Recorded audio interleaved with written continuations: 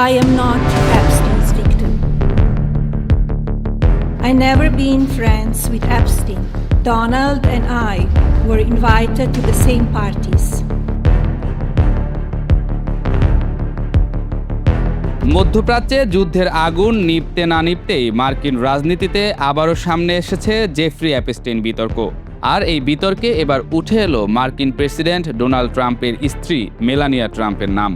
Epstein Melania বিতর্ক শুরু হতেই এবার সরাসরি মুখ খুলেছেন যুক্তরাষ্ট্রের first lady Melania Trump. My email reply to Maxwell cannot be. বিরল এক সংবাদ সম্মেলনে তিনি স্পষ্ট করে জানিয়েছেন, অ্যাপস্টেইনের সঙ্গে তার কোনো ধরনের ব্যক্তিগত বা ঘনিষ্ঠ সম্পর্ক ছিল না, বরং তাকে ঘিরে যে অভিযোগগুলো ছড়ানো হচ্ছে সেগুলোকে তিনি আখ্যা দিয়েছেন সম্পূর্ণ মিথ্যা এবং উদ্দেশ্যপ্রণোদিত প্রচারণা হিসেবে।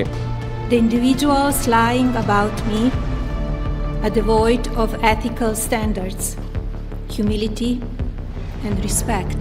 I do not object to their ignorance, but rather I reject their mean-spirited attempts. Melania Trump বলেন, অতীতে কিছু সামাজিক অনুষ্ঠানে অ্যাপস্টেইনের সঙ্গে তার দেখা হয়েছিল ঠিকই, তবে সেটি ছিল খুবই সীমিত ও আনুষ্ঠানিক পরিচয়ের মধ্যে।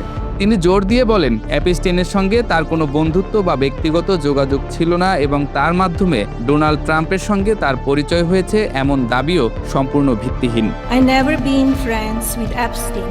Donald and I were invited to the same parties. Epstein did not introduce me to Donald Trump. সম্প্রতি প্রকাশিত একটি পুরনো ইমেইলকে ঘিরে মূলত নতুন করে বিতর্কের সূত্রপাত। সেখানে মেলানিয়া ট্রাম্প এবং অ্যাপস্টেইনের ঘনিষ্ঠ সহযোগী গিসলেন ম্যাক্সওয়েলের মধ্যে কথোপকথনের ইঙ্গিত পাওয়া যায়। তবে এই ইমেইল প্রসঙ্গে মেলানিয়া বলেন, সেটি ছিল একেবারেই সাধারণ সামাজিক যোগাযোগ, যার সঙ্গে কোনো ধরনের অনৈতিক বা গভীর সম্পর্কের ইঙ্গিত নেই। To be clear, I never had a relationship with Epstein or his accomplice, Maxwell. My email reply to Maxwell cannot be categorized. সবচেয়ে গুরুত্বপূর্ণ বিষয় হলো, মেলানিয়া ট্রাম্প নিজেকে অ্যাপস্টেইনের কোনো ভিকটিম হিসেবেও অস্বীকার করেছেন। তিনি বলেন, তার নাম ব্যবহার করে যে ধরনের বিভ্রান্তিকর তথ্য ছড়ানো হচ্ছে তা কেবল তার ব্যক্তিগত সুনাম ক্ষুণ্ণ করার চেষ্টা। I am not Epstein's victim.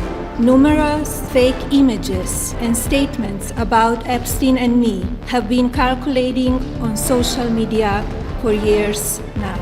Be cautious about what you believe. These images and stories are completely false. এই বক্তব্য শুধু অস্বীকারেই সীমাবদ্ধ ছিল না, বরং মেলানিয়া ট্রাম্প সরাসরি কংগ্রেসকে আহ্বান জানিয়েছেন অ্যাপস্টেইন ইস্যুতে একটি পূর্ণাঙ্গ শুনানি আয়োজন করতে।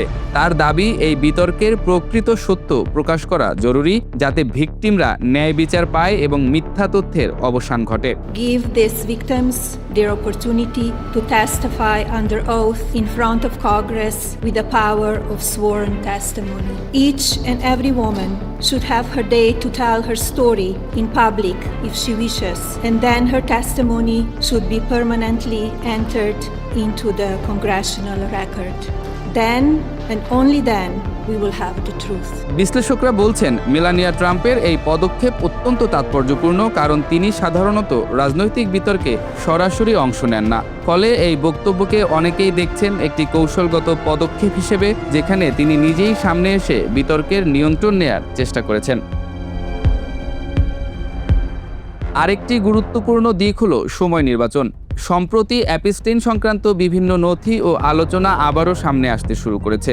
এতে করে ট্রাম্প প্রশাসনের উপর রাজনৈতিক চাপও বাড়ছে। এই প্রেক্ষাপটে মেলানিয়ার বক্তব্যকে অনেকেই দেখছেন আগাম প্রতিরক্ষামূলক পদক্ষেপ হিসেবে।